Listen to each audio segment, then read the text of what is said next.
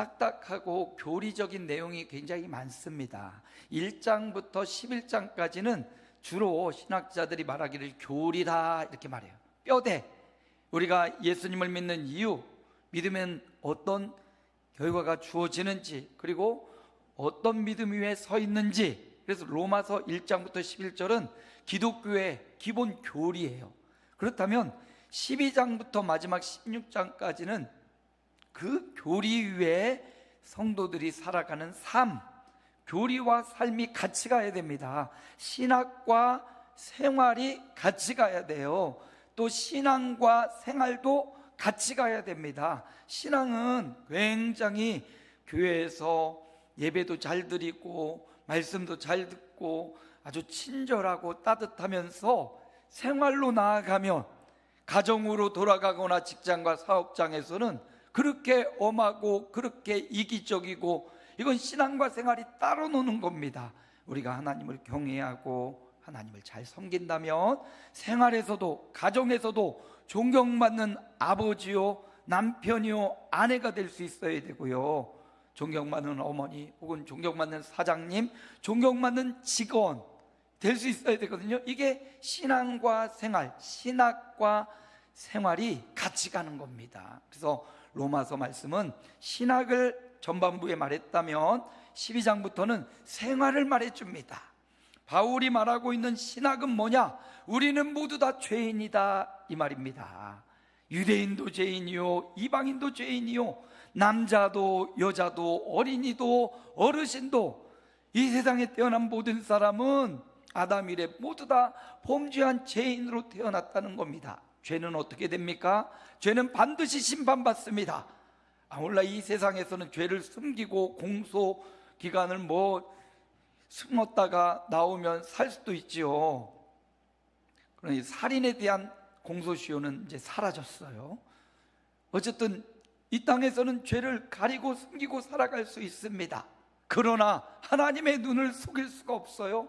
하나님 눈앞에 모든 인생이 죄인입니다. 똑똑한 사람도 그렇고 부족한 사람도 그렇고. 그래서 로마서는 모든 사람이 죄인이다, 그 죄는 반드시 하나님의 진노 아래에 있다, 이방인이나 유대인 모두 하나님의 진노, 죄에 대한 대가를 치러야 된다. 근데 그 죄에 대한 대가를 스스로 치를 수 있는 사람이 하나도 없다는 것입니다. 하나도 없어요. 모두 다 죄인이기 때문에 죽어도 죄값이고 병들어도 죄값이고, 어떤 자신 스스로의 죄값을 치르고 값을 치를 방법이 없습니다. 그래서 예수님이, 살아계신 하나님의 아들인 예수님이 이 땅에 오셔서 가장 낮고 천한 이스라엘의 베들레헴의 말구 위에 오셔서 가장 높은 왕자에 이르기까지 모든 사람이 믿으면 구원받는 진리, 생명의 길을 열어놔 주셨습니다. 그래서 예수님 말씀하셔요. 내가 곧 길이다, 진리다, 생명이다. 하나님 만나는 유일한 길, 그리고 유일한 진리, 그리고 유일한 생명이신 예수님. 그래서 이 예수님을 믿으면 유대인이나 이방이나 남자나 여자나 어린아이나 어르신이나 할 것 없이 모든 사람이 예수 믿는 믿음으로 구원받고 예수 십자가로 죄사함 받고 예수님으로 영생을 누릴 수 있다. 이게 로마서 전반부의 핵심 키워드였습니다. 그렇다면 이제 예수 믿고 구원받았으니, 예수 믿고 하나님의 백성이 된 성도들은 어떻게 살아야 되느냐, 이게 12장부터 우리에게 보여주는 말씀입니다. 그래서 오늘 12장의 첫 부분인데요, 신학이었다면 이제 생활로, 신앙이었다면 이제 생활로 연결되는 부분, 특별히 오늘 본문의 제목을 1절부터 13절 잡으면서 슬기로운 성도생활, 드라마도 슬기로운 시리즈가 아주 재밌고 감동적이었어요. 슬기로운 깜빵생활이라는 드라마도 있었고요, 슬기로운 의사생활 해가지고 아주 선풍적인 길을 끌었습니다. 여기 보면 등장하는 인물을 보면 아주 절대적 선한 사람 한 사람이 나와요. 그리고 한 그룹이 나옵니다. 그들이 악함이 아니라 선함으로 세상을 어떻게 살아가는지, 그게 바로 슬기로운 생활이다, 이렇게 말해줘요. 우린 착하면 미련하다고 하고 착하면 이렇게 지혜롭지 못하다라고 생각하는 풍조가 많은데, 이 슬기로운이란 드라마를 통해서 선함과 착함이 어떻게 영향력을 끼치는지, 마음에 감동을 주는지를 보여줍니다. 그래서 저도 신앙생활, 슬기로운 성도의 생활이 돼야 되겠다, 이렇게 슬기로운 성도 생활이라는 주제로 10주차까지 제가 말씀의 본문을 정하고 설교를 해나갈 겁니다. 신학은 그냥 이념과 어떤 사상으로 남아서는 안 돼요. 삶에 녹아져야 됩니다. 그래서 신학을 많이 알고 성경 말씀을 딸딸 외워도 그 말씀이 삶으로 실천되지 않으면 바리새인이다, 주님 책망하십니다. 그래서 오늘 슬기로운 성도 생활 첫 번째 교회 편이에요. 교회 안에서 어떻게 슬기로운 성도로서 살아갈 것인지, 그것을 오늘 말씀이 보여줍니다. 말씀으로 들어가 볼까요? 12장 1절입니다. 우리 함께 읽어봅니다. 그러므로 형제들아, 너희 몸을 하나님이 기뻐하시는 거룩한 산제물로 드리라. 이는 너희가 드릴 영적 예배니라. 여기 그러므로는요, 어떻게 보면 바로 앞에 하나님의 송영받으실 하나님에 대한 결과이기도 하고요, 1장부터 11장까지 그러므로 이걸 받고 있습니다. 1장부터 11장, 모든 사람이 죄인이다, 죄로 말미암아 죽을 수밖에 없는 진노 아래 있던 우리였다. 그런데 우리를 위해 예수님께서 이 땅에 오셔서 우리의 모든 죄를 위해 십자가 보혈을 흘려주셨고 부활하셨다. 그러므로 그 예수님을 믿는 자는 마음으로 믿어 의에 이르고 입으로 시인하여 구원에 이른다. 구원받는 자가 된다. 이방인 유대인 할 것 없이, 어린아이 어르신 할 것 없이, 남자 여자 할 것 없이 예수 믿는 자가 하나님의 구원받는 그런 백성이 된다. 그러므로 이렇게 이어지는 거예요. 구원받은 성도들이요, 로마서는 기본적으로 예수 믿는 로마에 있는 성도들을 향한 책이니까 오늘 교회에 나와 함께 예배하는 우리를 향한 말씀이기도 합니다. 그러므로 예수 믿고 구원받았으니, 예수 믿고 영생을 받았으니, 예수 믿고 이 땅뿐만 아니라 오는 세상을 영원히 천국을 누릴 하나님의 백성이 되었으니, 그러니 어떻게 살아가라? 그러므로 형제들아, 오늘 말씀해 보니까 영적 예배를 드리며 살아가라. 어떻게 하라고요? 너희 몸을 하나님이 기뻐하시는 거룩한 산제물로 드리는 것, 이 세대를 본받지 말고 또 하나님이 기뻐하시는 삶을 살아가는 것, 그게 뭐냐? 우리의 만물의 주인이신, 우리의 주인이신 하나님이 기뻐하는 것이 무엇이냐? 산제사로 드리는 거예요. 저와 여러분이 산제사로, 구약의 제사장들은 짐승을 죽여서 하나님 앞에 제물로 드렸단 말이죠. 그 살아있는 짐승을 가져와서 제단 앞에 목을 따고 피가 철철 흐르는 그거를 하나님 앞에 드리는 것도 굉장히 잔인하기도 하고 엄숙하기도 합니다. 그런데 하나님이 오늘 신약을 사는 우리에게 너희가 어떤 제물? 살아있는 걸 죽여서 드리는 게 아니라 살아있는 제물로 하나님 앞에 드려라. 우리는 하나님 앞에 드려진 제물이라는 이런 마음으로 살아가라는 거예요. 제물을 드릴 때 가장 좋은 것, 가장 흠없는 것으로 하나님 앞에 드렸거든요. 그러므로 우리를 하나님 앞에, 주인 되신 하나님 앞에 드리는 삶, 살아있는 제물로 드리는 삶, 그게 오늘날 표현으로 뭐냐? 예배라는 거예요. 예배.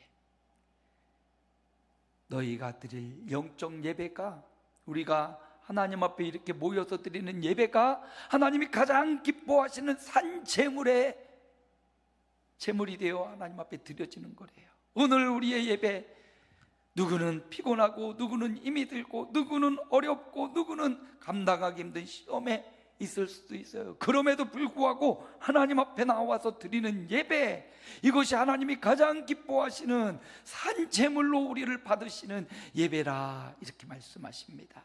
그러므로 2026년 슬기로운 성도 생활의 첫 번째는 뭐다? 예배하는 삶이에요. 예배하는 삶. 이 예배를 드릴 때 어떤 마음으로 드려야 되냐? 2절 말씀도 함께 읽어봅니다. 너희는 이 세대를 본받지 말고 오직 마음을 새롭게 함으로 변화를 받아 하나님의 선하시고 기뻐하시고 온전하신 뜻이 무엇인지 분별하도록 하라. 하나님이 기뻐하시는 것, 온전하신 그 뜻이 뭐냐? 우리가 예배자로 살아가는 거거든요. 이렇게 저와 여러분이 마음 다하여 정성 다하여 시간을 구별하고 날짜를 구별하고 이렇게 하나님 앞에 드리는 예배의 삶, 하나님이 이것을 가장 기뻐하십니다. 이 세대는 뭐라고 합니까? 그냥 즐겁게 살라고 말하죠. 이런 주말에 밖으로 저 유원지를 가든지 가족끼리 캠핑을 가고 소풍을 가든지 세상의 문화는 그렇게 살아가라고 말하지만 하나님의 문화는 너희는 이 날을 구별해서 예배하는 삶을 살아라. 하나님을 기뻐하는 삶을 살아라. 하나님이 어떤 분이세요? 지혜와 지식이 풍성하신 분이요, 우리의 인도자가 되시고 우리의 좋은 아버지가 되시고 만물의 주인 되시는 하나님. 그래서 한 주간의 첫날, 주일이 첫날이지요. 주일이 마지막 날이 아니고 한 주일의 첫날 시작부터 하나님 앞에 예배함으로 월화수목금토 주말을 향하여 나아가는 겁니다. 슬기로운 성도 생활, 예배하는 삶입니다. 그런데 이 예배가 주일날 1시간 드려지는 예배로 끝나서는 안 되거든요. 너희 몸을 하나님이 기뻐하시는 산 제물로 드리라는 말씀은 예배당에서 드리는 예배에만 머물러 있으라 이런 말이 아닙니다. 예배당에서는 물론 우리 몸과 마음과 시간을, 정성을 들여 하나님을 예배하고요, 그리고 예배당 문을 밖을 탁 열고 나가는 그 순간 다시 그곳이 삶의 예배의 현장이다 라는 사실을 우리는 분명히 기억해야 돼요. 여러분의 가정이 어떤 현장이에요? 예배의 현장이에요. 여러분의 직장이 어떤 현장입니까? 예배의 현장이에요. 그곳에 하나님이 계시지요. 물론 성전에 우리의 마음 심령에 하나님이 계시지요. 그러나 우리가 같이 먹고 자고 하는 가정도 하나님이 임하시는 현장이요. 여러분이 일하고 수고하여 땀 흘려 돈을 벌어들이는 직장도 하나님이 시퍼런 눈을 뜨고 보고 계시는 예배의 현장이라는 사실. 그래서 이렇게 주일 하나님 앞에 드리는 예배, 이 마음을 가지고 삶의 예배 현장으로 나아가야 이게 신앙과 생활, 슬기로운 성도의 생활이 되는 겁니다. 교회에서는 목사님, 그리고 권사님, 장로님, 존경을 받는 장로, 목사, 여러분 가정에서도 그렇게 존경받는 아버지, 직장에서도 사장님, 직장 동료, 그래야 신앙과 생활이 같이 가는 슬기로운 성도의 생활이 될 수 있다라는 말입니다. 나이아가라, 캐나다와 미국 국경에 있는 이 나이아가라 폭포, 한 번도 저는 못 가봤는데요, 이 나이아가라 폭포가요 조금씩 뒤로 간대요. 워낙 한 50m 넘게 폭포가 떨어지니까 침식작용에 의해서 조금씩 뒤로 밀려간다고 합니다. 이게 얼마나 크고 넓은지 사람들이 가서 구경만 해도 그 자연의 아름다움, 그 폭포가 위에서부터 쫙 떨어질 때 그 힘과 그걸 바라볼 때 사람들이 엄청나게 감동을, 어떤 세상에 만들어 놓은 이 건물을 보고도 우리가 감동하지만 오래가지 못하죠. 그런데 이 자연 경관이 펼쳐진 이 힘과 이 위험 앞에 겸손해진다고 해요. 그래서 나이아가라도 되고 나이아가라도 한번 가보시면, 여행을 가시면 그런 장엄함, 하나님의 창조의 오묘한 섭리를 그곳에서 발견할 수 있습니다. 그런데 이 나이아가라가 사람들이 구경하고 관광객을 유치해서 보여주는 이 큰 장관, 아주 큰 장면, 아름다운 모습도 있습니다만 그게 또 훌륭한 이유가 또 한 가지가 있대요. 뭐냐면 그 나이아가라 폭포의 이 내려앉는 이 힘을 이용해서 거기에 수력 발전소를 세웠다는 거예요. 발전소.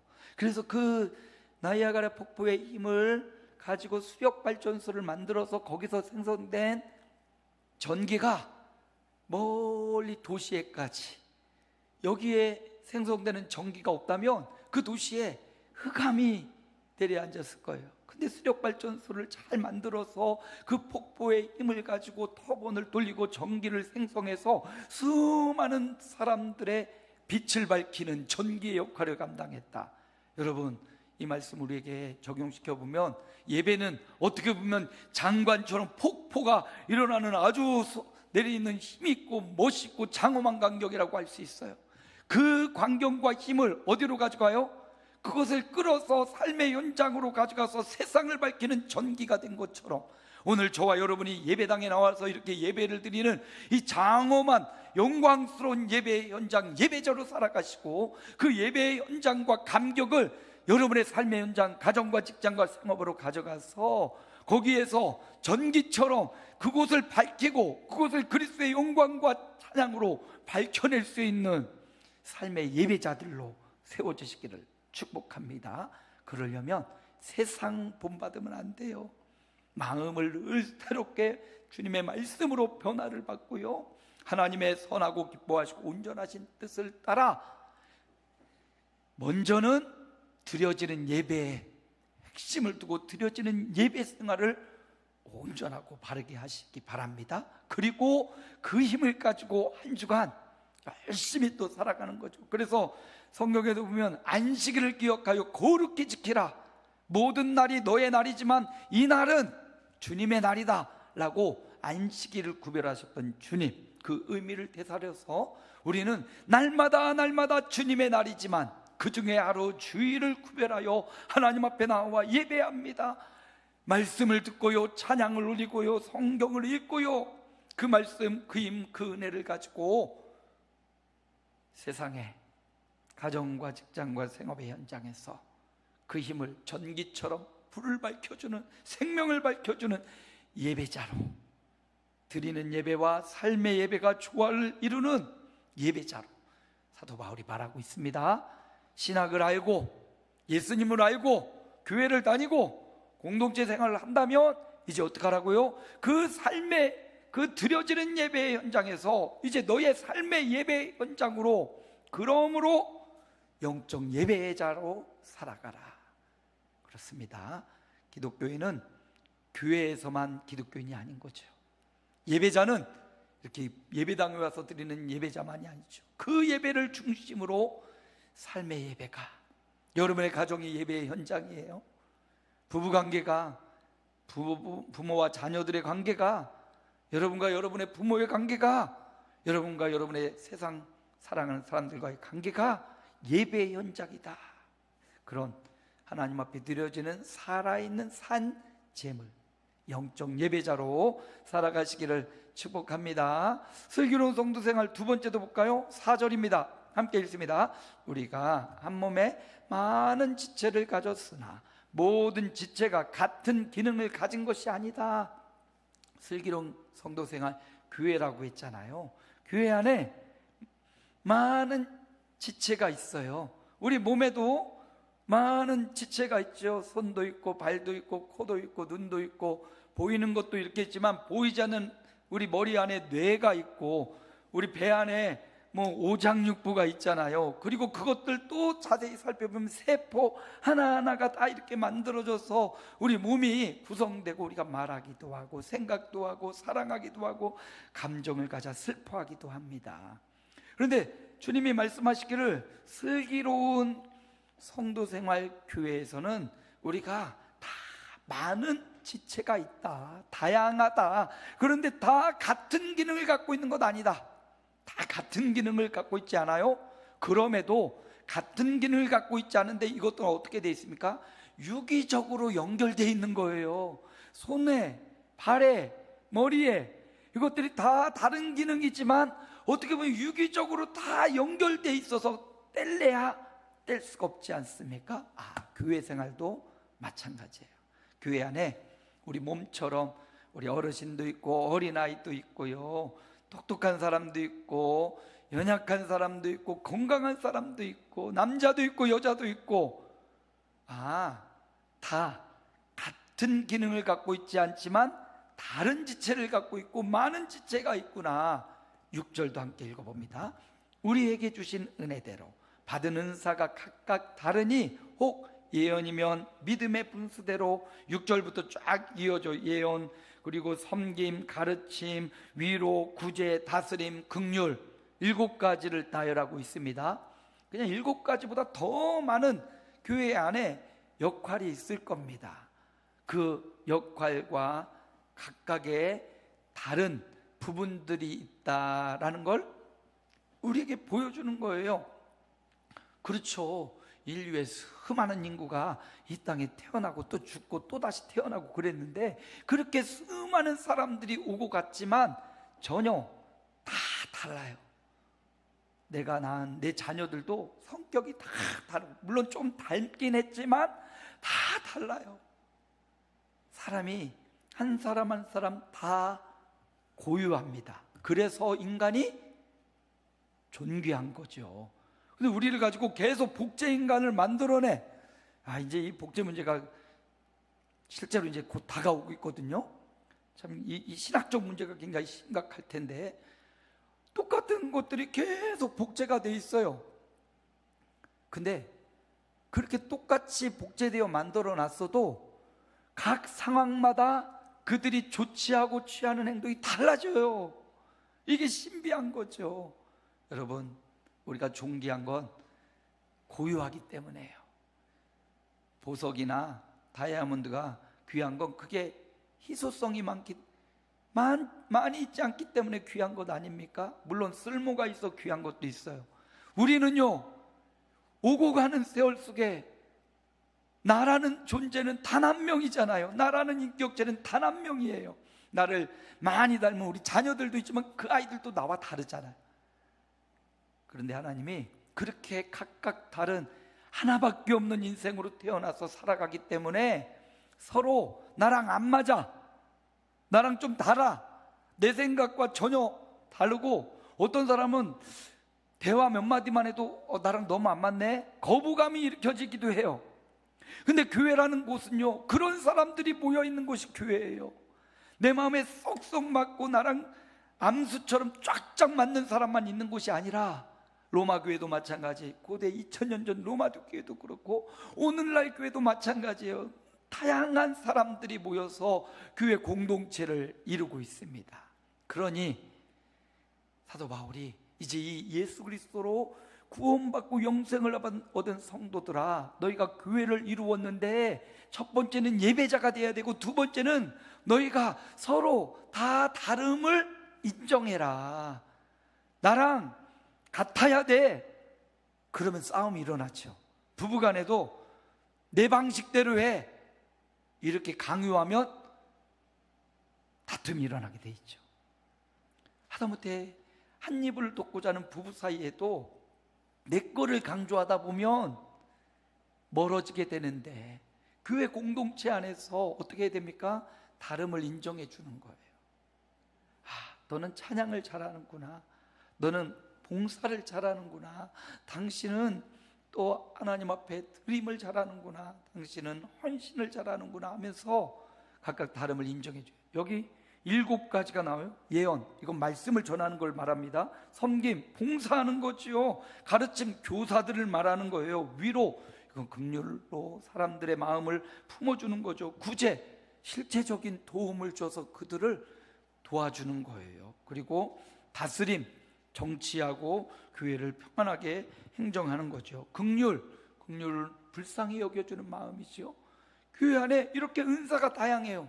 그런데 보면 이 은사를 가지고 11절에 보면 게으르지 말고 열심을 품고 주를 섬겨라. 그 다양한 은사를 가지고 어떻게 하라고요? 주님을 섬겨라.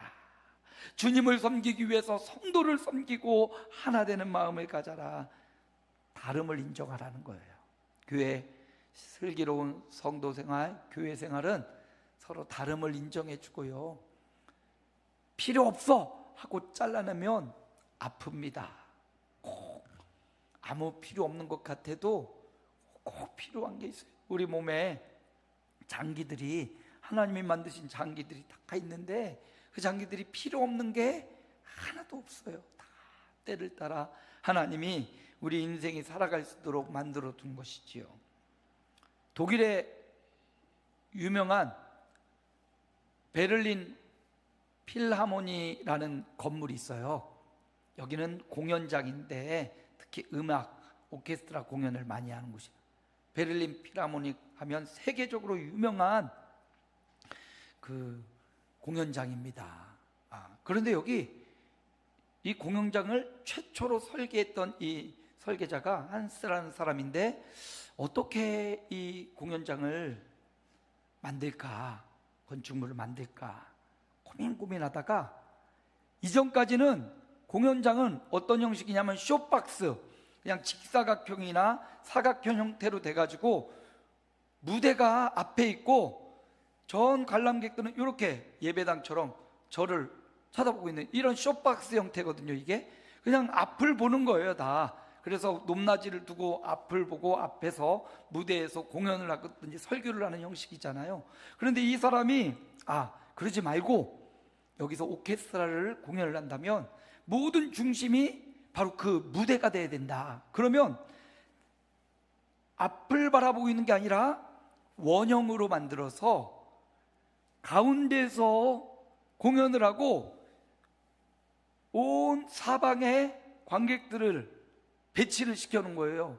이게 쇼박스는 일직선인데 빈야드 스타일이에요. 빈야드, 마치 포도밭 스타일처럼 한가운데 있고 이걸 둘러서 공연장의 공연을 다 볼 수 있도록 삥 둘러놓은 거예요.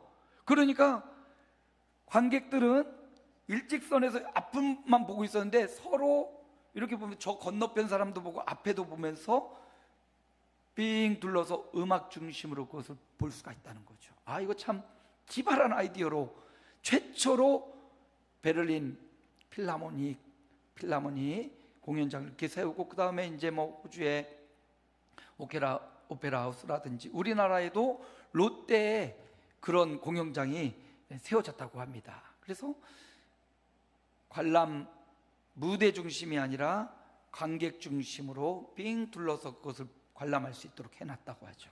그 베를린 필하모니에서 오케스트라가 있는데 그 이름을 베를린 필하모닉이라고 해요. 거기 단원들이요 120명이나 된대요. 120명. 그들이 각각의 악기를 가지고 연주를 하죠.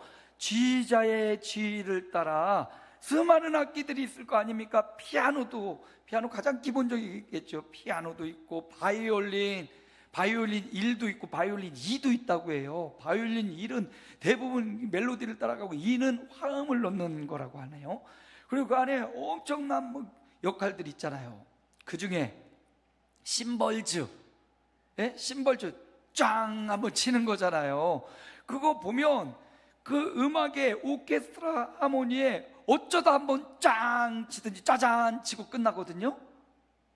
그런데 그 한 사람 심벌즈의 마지막 짱 치는 거, 혹은 중간에 한번 짱 치는 거, 이게 없으면 음악이 완성되지 않는 거예요. 아무리 피아노가 계속 띵당띵당 치고 바이올린 띠리띠 해도 아무것도 아닌 것 같지만 심벌즈의 하나의 짱 하는 그 소리가 음악을 완전하게 해준다. 그래서 이들은요 베를린 필하모닉의 120명의 연주자들은 굉장히 민주적 형태로 한 사람 한 사람을 소중하게 여기는 그런 유명한 오케스트라라고 말합니다. 여러분, 그렇습니다. 우리 안에, 교회 안에는 이렇게 다양한 분들이 계시죠. 늘 피아노처럼 쉴 새 없이 쓰임받는 분도 계시고요, 또 바이올린처럼 음색을 내주는, 또 드럼처럼 또 합창단은 목소리를 하는 분들도 계시고, 그렇다고 가장 작은 것 같지만 심벌즈 한번 짱 치고 마는 그 사람일지라도 너무나 소중한 거예요. 그래서 사도 바울이 슬기로운 성도 생활, 교회 어떻게 해야 되냐, 겸손히 어떤 역할이든지 소중하게 여기고 그들을 세워줘라, 받쳐줘라. 심벌즈가 다른 악기들을 받쳐주고 피아노가 또 다른 악기들을 받쳐주는 것처럼 그거 모든 사람 그 안에 들어간 구성원들이 합력하여 하나를 이루어가고 있습니다. 그러므로 교회도 마찬가지예요. 7가지의 은사가 있는 것처럼 그 외에 수많은 은사도 있고 각각 다른 사람들이 모여 있습니다. 각각 다른 사람들이 모여 있어요. 그 다른 사람들이 다름을 인정하고 그러려면 겸손해야겠죠. 겸손히 그 사람들을 세워주는 심벌즈가 나 아니면 안 돼, 피아노가 나 아니면 안 돼 아니라 내가 이 음악을 완전하게 하는데 하나의 부분을 감당. 심벌주도 나도 이 음악의 완성을 위해 한 부분을 감당한다는 이 겸손히 서로를 받쳐주는, 여러분 저와 여러분이 서로를 이렇게 받쳐주는 겸손히 세워주는 슬기로운 교회 생활을 해나가시기 바랍니다. 마지막 세 번째 10절 읽어봅니다. 형제를 사랑하여 서로 우애하고 존경하기를 서로 먼저 하며 형제 사랑하래요. 그리고 13절 함께 읽습니다. 성도들의 쓸 것을 공급하며 손대접하기를 힘쓰라. 대접하기 힘쓰라. 이게 대접하기 힘쓰는 게 뭡니까? 사랑하는 거예요. 그래서 11절부터 계속해서 사랑하라, 사랑하라, 대접하라, 대접하라 이렇게 말씀하고 있어요. 어떻게? 슬기로운 교회 생활, 사랑하는 거예요. 이 7가지의 은사도 사랑이 없으면 그 은사를 행할 수 없어요. 사랑으로 그것을 행할 때 그것이 서로를 세워줍니다. 그래서 슬기로운 교회 생활, 교회 밖에서도 우리가 사랑하며 살아가기 힘든데 교회 안에서, 교회 안에 공동체를 이루고 우리 작은 우리 교회 내 성도들이 서로 사랑하는 것, 그래서 쓸 것을 공급하며 대접하기를 힘쓰라 이렇게 말하고 있습니다. 서로를 대접해 주는 것. 하나님은요, 이 대접하는 문제에 있어서 너희가 대접받고자 하면은 너희가 먼저 대접하라 이렇게 말씀하시고요. 하나님은 최고의 대접이 뭐냐? 하나님 예배하는 게 최고의 대접이래요. 성도들끼리도 서로를 대접해 주는 것, 그냥 뭘 사서 먹여주고 이런 것보다 그를 한 사람의 인격체로 받아주고 그를 진심으로 사랑해 주는 것, 이게 바로 사랑해 주는 거죠. 이게 바로 대접하는 겁니다. 사자와 생쥐라는 이소부화가 있어요. 예? 사자가 어느 날 생쥐를 잡았는데 한 입 거리도 안 되는데 이 생쥐가 불쌍해서 살려준 거죠. 살려준 거죠. 어느 날 사자가 사냥을 나가다가 그물에 딱 걸린 거예요. 다 죽게 생겼네. 근데 이 생쥐가 은혜를 알고 와가지고 밧줄을 끊어가지고 사자를 살려줬다는 이야기예요. 힘있고 건강할 때 사자가 연약한 자, 아무것도 아닌 것지만 어떤 되돌려주는 보상을 원하지도 않고 그냥 긍휼을 베풀어주고 그냥 목숨을 살려주고 사랑해 준 거죠. 어느 날 인생은 또 저마다 위기가 오고 저마다 어려움 오지 않습니까? 그 어려움 당한 사자가 그 연약한 자의 도움을 받아 살아날 수 있었다. 그러므로 우리가 어떻게 돼요? 강하고 있을 때, 혹은 내가 지금 아직 생생하고 아직 내가 살아있을 때 누군가에게 어떤 보상을 원하지 말고 그것을 꿈꾸지 말고 그냥 베풀어 주는 것, 대접해 주는 것, 그냥 사랑해 주는 것, 그것이요 우리가 사랑받고 우리가 위기 순간에 이겨낼 수 있는 힘이 된다는 말입니다. 그래서 보상을 바라지 않는 대접하는 삶, 손대접하고 공급하는 삶, 그 삶을 살아가는 것, 이게 바로 로마 교회가 해야 될, 신학이 있는 로마 교회가 이제 생활로 들어가서 해야 될 바울의 요청이고 말씀입니다. 말씀을 정리할까요? 슬기로운 성도 생활, 교회 편입니다. 어떻게 해야 돼요? 예배자로 살아가라. 드리는 예배자도 되고요, 삶의 예배자로 살아가자. 모든 곳이 예배의 현장입니다. 두 번째, 겸손히 지체, 교회 안에 있는 성도들을 겸손히 세워주자. 마지막 세 번째, 사랑으로 대접하기를 힘쓰자. 예, 있어도 없어도 대접하려는 마음. 우리 어릴 때 부모님들이 그냥 뭐 부침개라도 하면 앞집도 갖다 줘, 뒷집도 갖다 줘, 막 돌아다니다 보면 막 없어져요. 근데 그렇게